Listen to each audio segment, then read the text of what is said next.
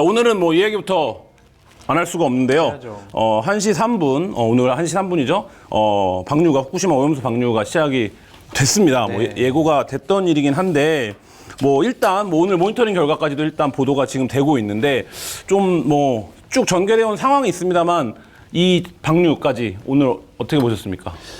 저는 오늘 한겨레 신문이 팩트 체크 기사를 잘 짚어줬다고 생각하는데, 뭐 일단 일본의 자민당과 도쿄전력이 전 세계를 상대로 사기를 친 겁니다.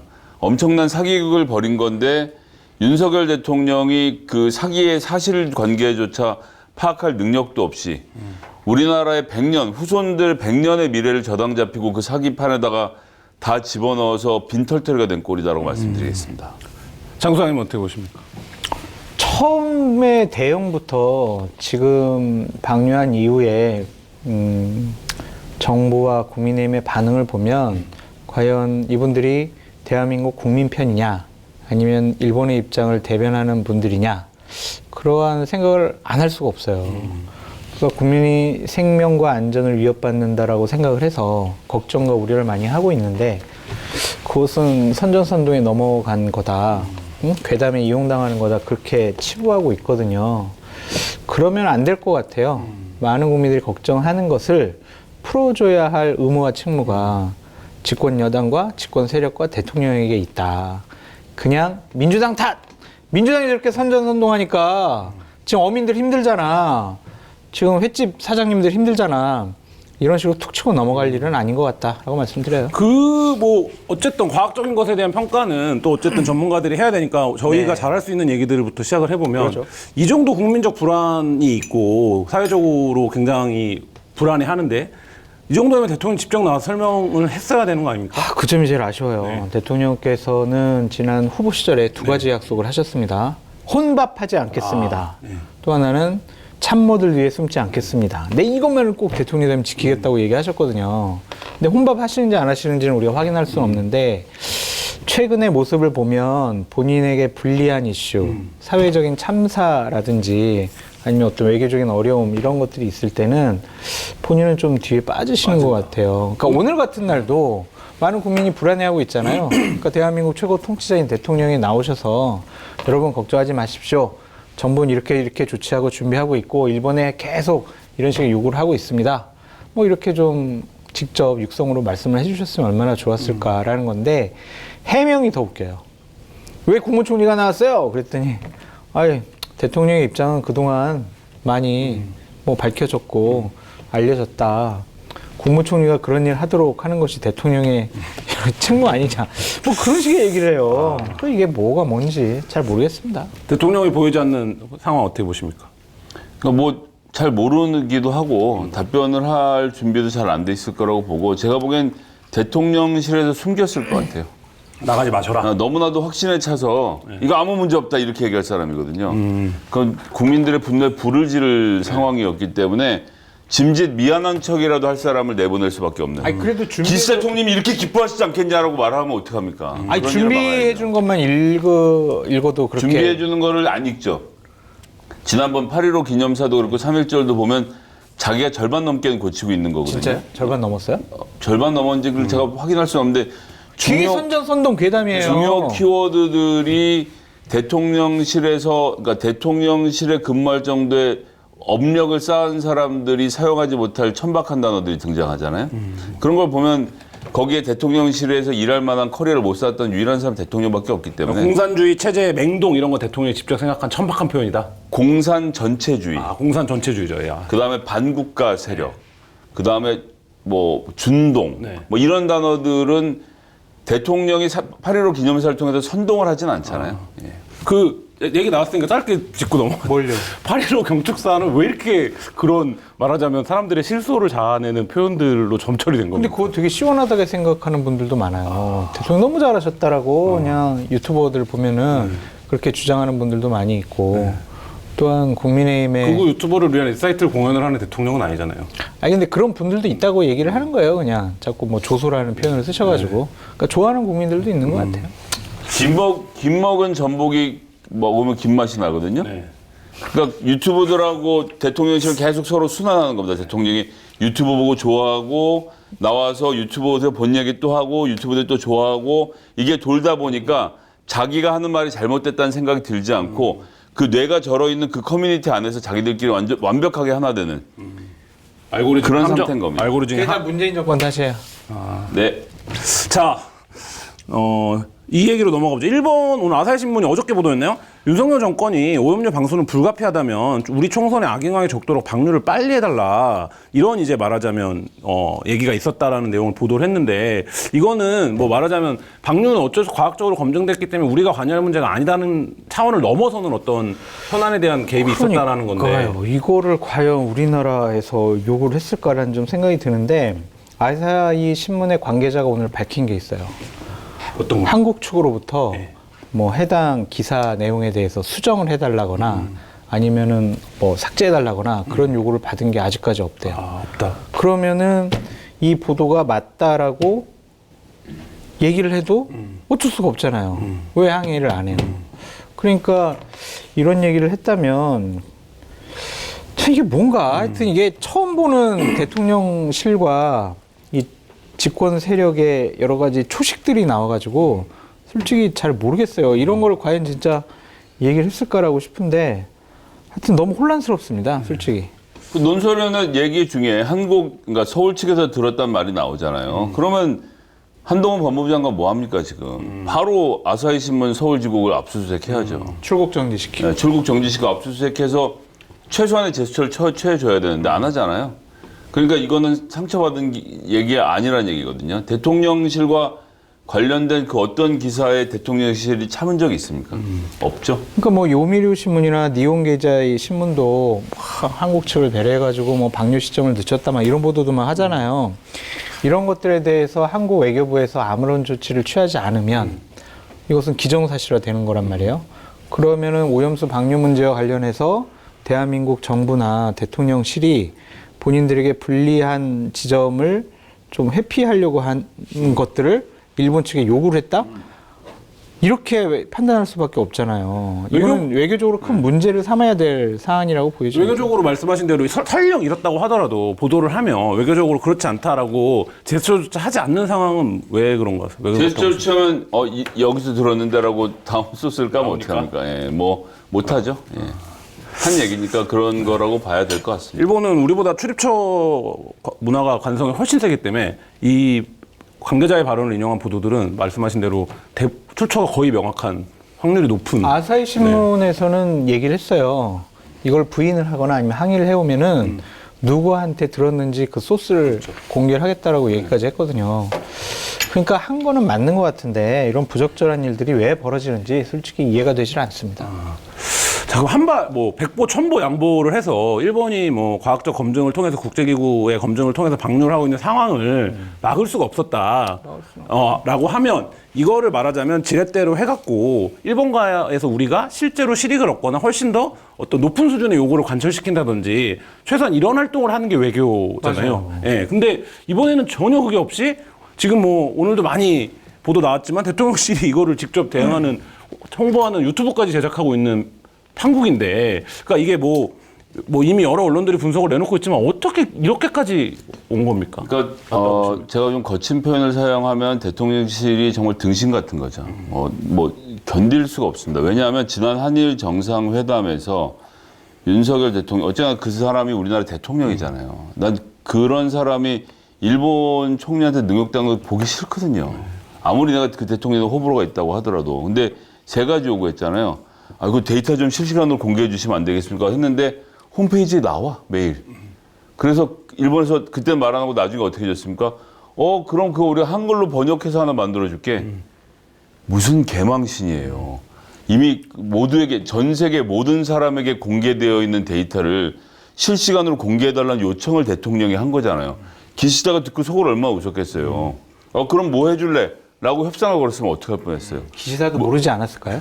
그랬을 수 없죠. 그러니까 한국어로 번역해주겠다는 얘기는 하고 있는 거고, 두 번째는 방류 중에서 뭐 기준치를 초과하면 즉각 중단하겠다. 그건 기시다가 한 달인가 두 달 전에 이미 한 얘기예요. 그리고 기준치를 초과하면 중단해야지 다른 방법이 있어요? 근데 그거를 요구 조건이라고 얘기를 합니까? 그러고 나서는 뭐 모니터링할 수 있도록 실시간 모니터링할 수 있도록 사람을 배치하게 해달라 그랬더니 그 얘기를 다 했을 때 기시다가 어떻게 했습니까? 말을 안 했어요. 정상회담은 진짜로 협상하는 자리가 아니에요. 이게 지금 큰 착각을 윤석열 대통령이 하고 있는 건데 밑에서 다 외교적으로 다 조율해서 만들어진 걸 그냥 읽기만 하는 겁니다. 읽기만. 마지막에 하나 남은 꼭지 같은 경우에 대통령이 직접 해결하는 경우들도 뭐 덜어 있지만 기본적으로 세세하게 다 합의가 돼 있거든요. 근데 기시다가 그 세 개를 듣고 묵묵부답으로 있었잖아요. 이게 대단한 결례거든요. 대단한 모욕이고. 그러고 이제 와서 야 매일은 안 되고 가끔 들러 그럼 보여줄게. 뭡니까? 2주잖아요, 2주. 예? 2주. 그러니까 2주에 한 번씩 가서 아침에 와서 잘 지내셨어요? 그 2주간 어떻게 잘 되는지 좀 한번 보여주시겠습니까? 하면 이제 종이 몇 장 이렇게 줄 거 아니에요. 아이고 물이 깨끗하네요. 아유 감사합니다. 2주에 오겠습니다. 이러겠다는 건데 오늘은 혼자 방송하시죠. 비정상이죠? 네, 비정상입니다.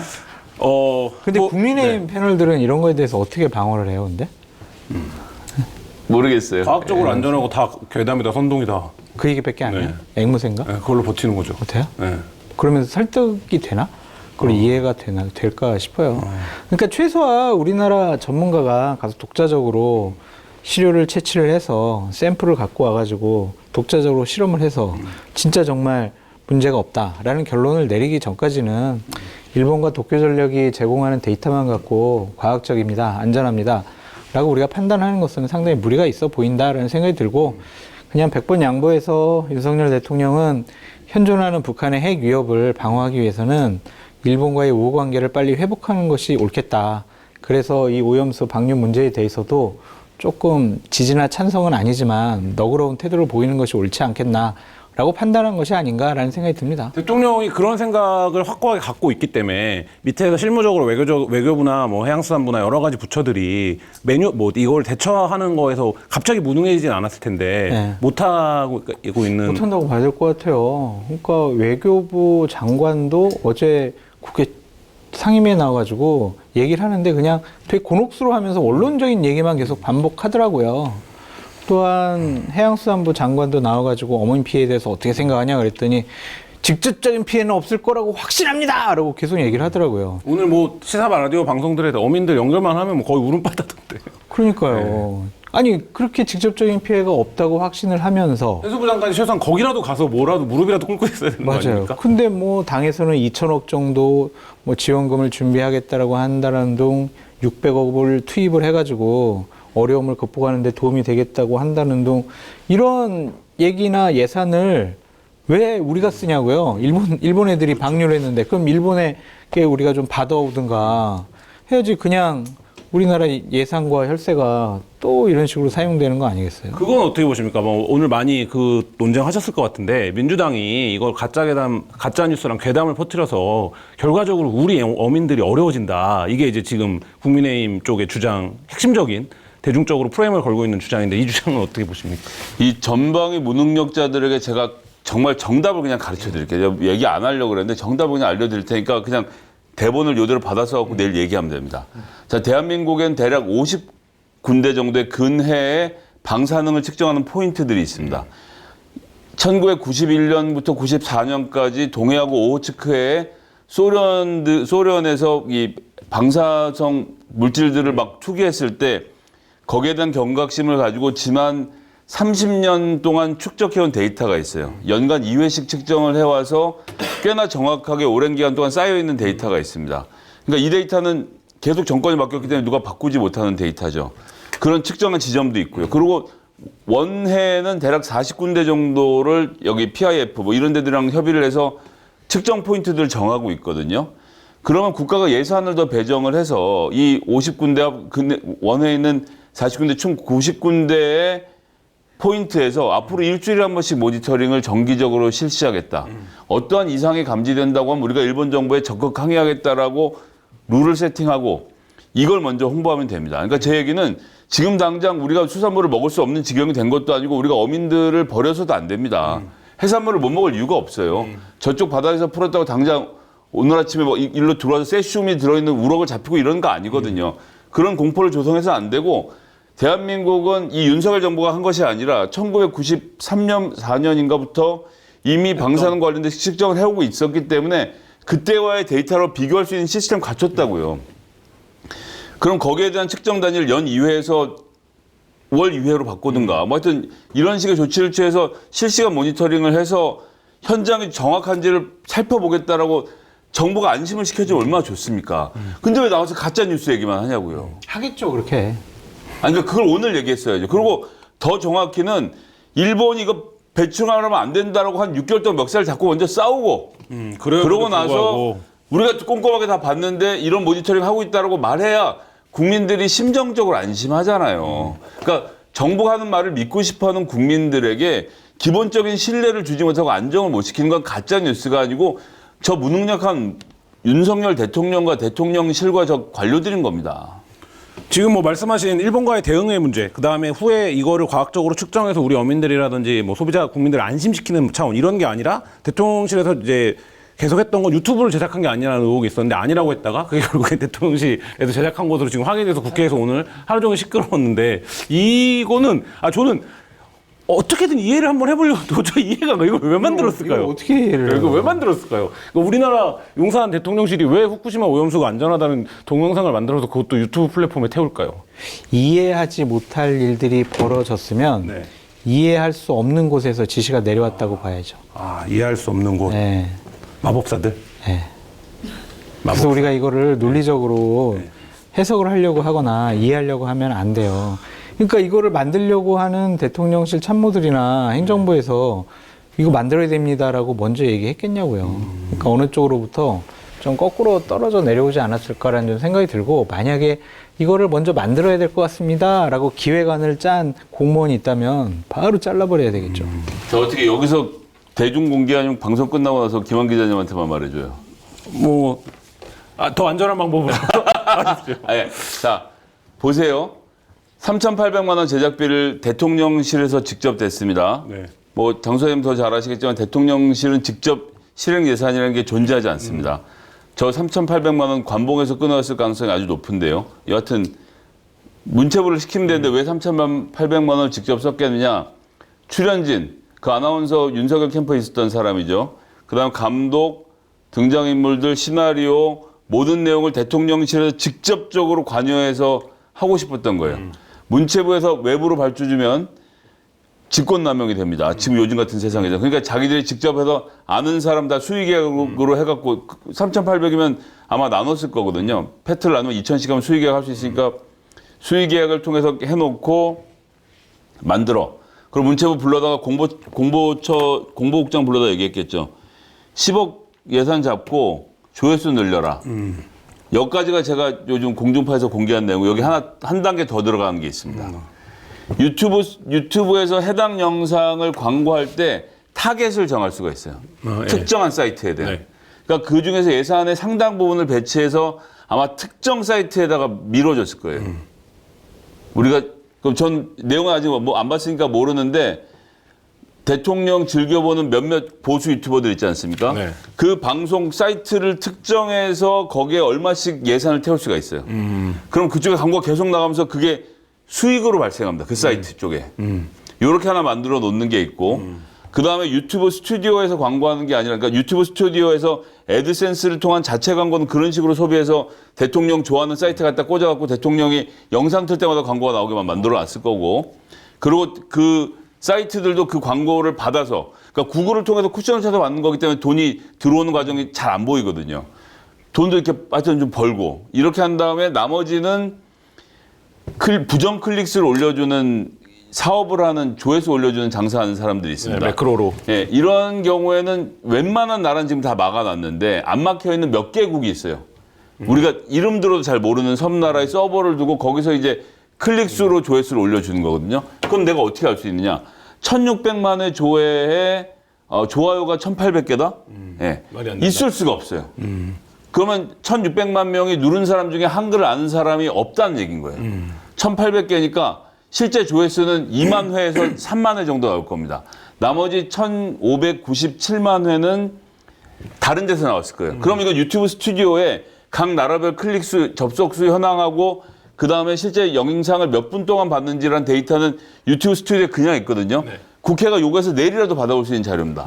이거 받아보면 나와요. 근데 안 하겠지.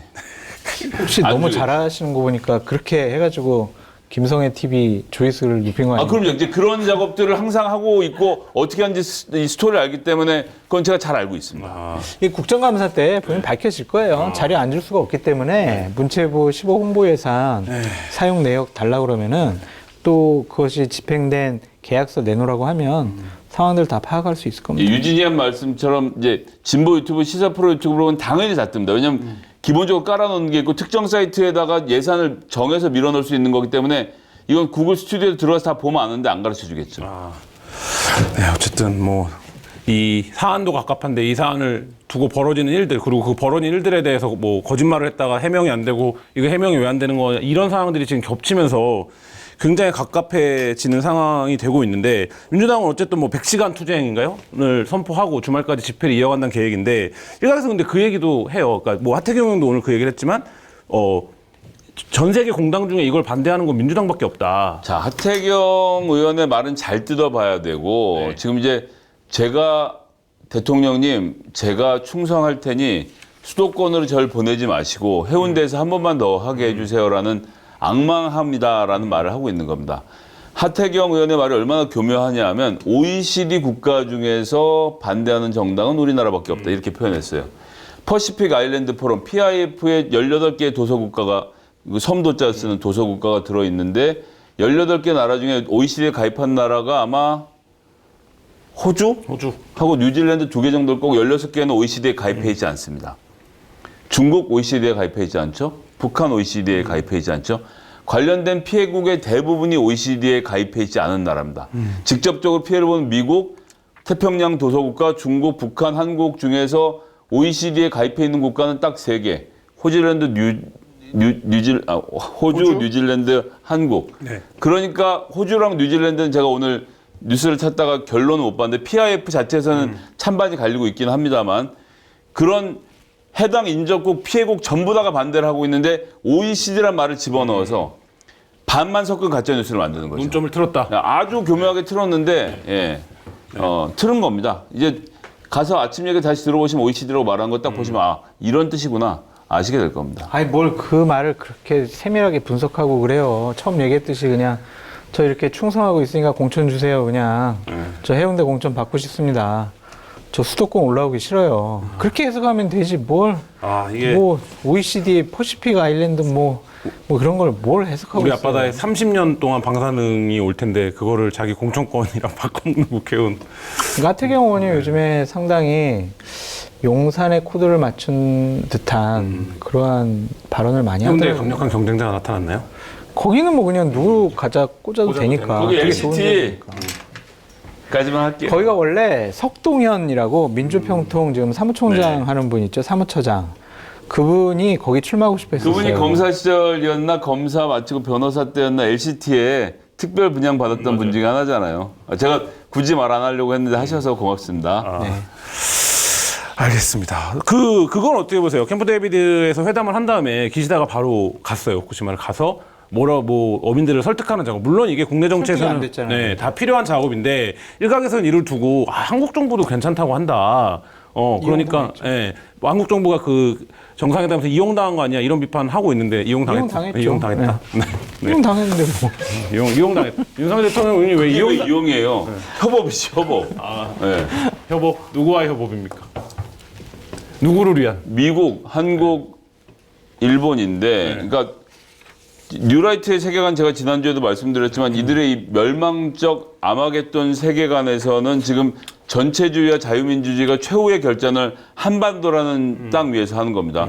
북괴는 핵을 들고 들어와서 남한을 멸망시키려고 하고 있기 때문에 그 전에 우리가 선제적으로 북한을 멸망시켜야 한다라는 역사적 사명감을 띠고 활동하는 사람들이에요. 이승만 대통령이 시작했던 자유민주주의로 건국했던 대한민국을 지키는 유일한 방법은 북한을 멸망시키는 것이고 그것에 지금 구세주인 윤석열 대통령이 지금 나타난 상황. 대통령은 구국의 결단을 하는 거죠. 북괴로부터 나라를 지키기 위해서는 내가 이 나라와 주권을 일본과 미국, 특히 일본에게 팔아야 된다. 일본과 한국이 한 나라로 똘똘 뭉칠 때만이 북괴를 물리치고 완전한 평화, 자유민주주의의 완전한 승리를 만들 수 있다는 이런 망상적 세계관 안에서 뉴라이트들이 움직이고 있는 겁니다. 대통령도 그런 세계관에 포획되어 있는 것을 지난 3.1절 기념선언에서 100년 전에 나라를 먹혔던 아픔을 반복하지 않으려면 우리가 지금 비상한 결단을 해야 된다라는 내용에 담았던 거죠.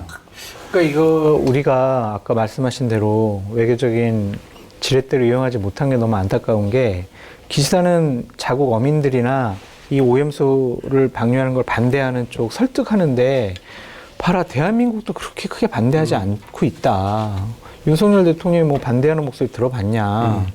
아니 대한민국 국민 뭐 힘이라는 집권 여당 안에서 반대하는 목소리 안 나온다. 그렇기 때문에 너무 이렇게 우려하지 말아라 하면서 자국을 설득하는 것으로 이용을 하는 것 같아요. 그러니까 그런 것들 우리가 잘만 이용했으면은 이번에 외교적인 성과를 더 크게 얻어내올 수 있었는데 너무 쉽게 내준 측면이 있는 것 같아요. 그건 대통령의 의지에 반하는 어떤 제안을 할 수 없었던 이런 지금 그런 것도 있었던 것 같고요. 대통령은 현존하는 북한의 핵 위협을 한국과 일본이 손잡고 방어하는 게 더 급선무다라고 생각을 한 것 같습니다. 이 부분은 어떻게 보십니까? 지금 후쿠시마 이제 그에서 수입하는 것을 막을 수 있는 논리적 저항선이 사실상 무너진 거잖아요. 그러니까 논리적 일관성을 잃었잖아요, 우리 정부가. 아니 그래도 저 오늘 총리가 나와가지고 진짜 이 수입 금지는 견고합니다라고 몇 번 얘기했잖아요. 좀 대한민국 총리가 얘기하는데 좀 믿으세요. 모니터링 몇 번 했는데 괜찮잖아. 이제 그러면 우리 다 괜찮은 거니까 후쿠시마 수입 재개해줘 이렇게 나오지 않을까요? 아니, 저도 일본이? 그렇게 생각하거든요. 네. 뭐 과하게 걱정하지 말아라. 네. 그렇게 얘기를 하면서 수입은 금지한다? 이게 논리적으로 이율배반 같거든요. 이걸 어떻게 뚫고 나갈지 저는 솔직히 걱정은 됩니다. 하지만 총리를 믿으시죠. 뭘 뚫어요? 이렇게 되는 거죠. 한국은 반대합니다. 그런데 일본이 WTO에 불공정 무역행위로 제소를 합니다. 그리고 이유 등의 전례를 봤을 때 한국이 불공정 무역행위를 하고 있는 것으로 WTO가 판단하고요. 수입하라고 명령을 내립니다. 그럼 한국은 반대하고 있지만 국제기구의 어쩔 수 없는 결정에 따라서 수입을 하게 되는 뿐이죠. 나는 죄가 없는 거지. 근데 그렇게 수입 재개를 하면 그런 외피를 씌워서라도 수입 재개를 하면 윤석열 정부가 버틸 수 있을까요? 안 됩니다. 각하라고 말할 수 있는 용기 있는 자가 단 한 명도 없는 거죠. 대통령은 말씀드렸잖아요. 농담이 아니라 지금 북괴한테 나라가 멸망당하게 생겼는데 그깟 수산물이 들어오고 안 들어오가 뭐가 그렇게 중요한 문제니? 라고 물어보면 거기다 아무도 대답 못 하는 거예요, 지금. 근데 내년 총선 이후에는 달라질 수가 있죠. 왜냐하면은 그 국회의원들이 다시는 윤석열 대통령 체제 하에서 공천을 받는 것이 아니기 때문에 대통령하고 차별화할 수가 있겠죠. 만약 대통령 지지율이 더 떨어지게 되면 뭐 손절하겠죠, 뭐 국민의힘에서. 총선 이후 안 돼! 절대로. 총선 이후 손절서를 지금 제기하시는 겁니까? 뭐 그런 소리야 뭐 많이 나오고 있고. 손절 부추기는 거죠. 국민의힘 손절해라. 총선 이후 윤석열 손절. 내가 살아야겠다 이런 말씀이시죠. 제가 아까 국민의힘이 내년 총선에서 승리하는 빠른 지름길은 이준석 선대위원장 시켜라고 했다가 아주 김성애 소장님한테 맞을 뻔했습니다. 왜 맞을 뻔했습니까? 그냥 하신 말씀이에요. 저 여기 아무런 대본과 상관없는 얘기를 여기다 넣어서 이준석과의 친분하면 또 과시하시는 겁니다.